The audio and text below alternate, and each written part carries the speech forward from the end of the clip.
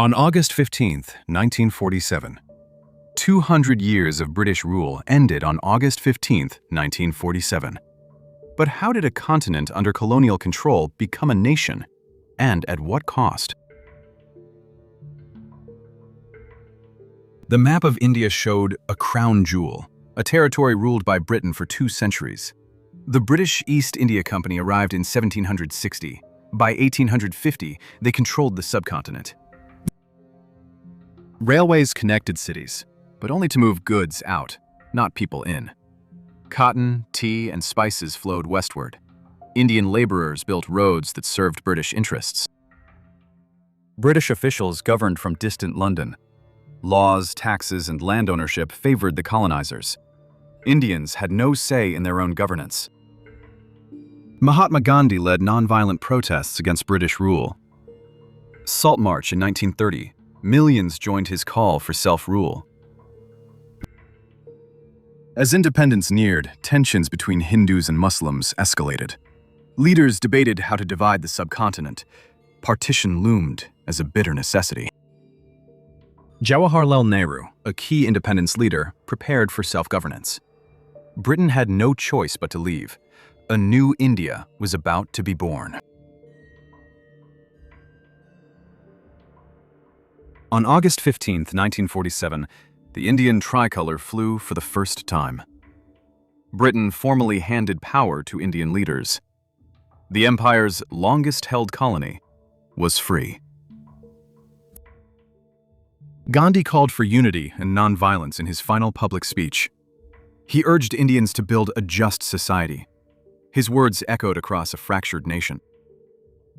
British officials left Delhi as Indian leaders took their seats.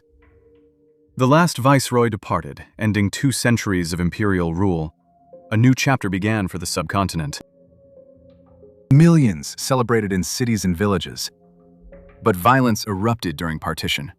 Millions were displaced, and hundreds of thousands died. British troops and officials left India, some with regret, others with relief. The empire had lost its greatest jewel.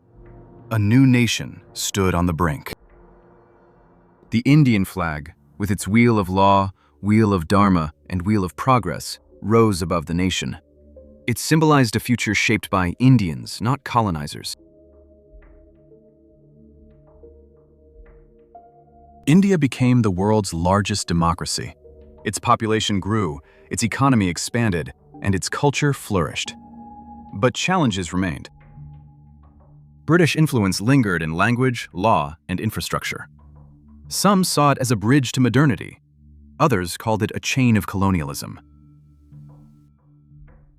Centuries later, India still honors its independence.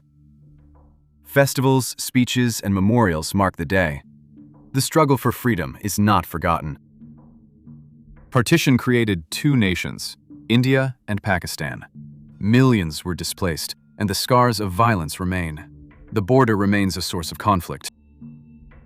Poets like Rabindranath Tagore saw independence as a chance to renew Indian culture. His work inspired generations. The nation's identity was reborn.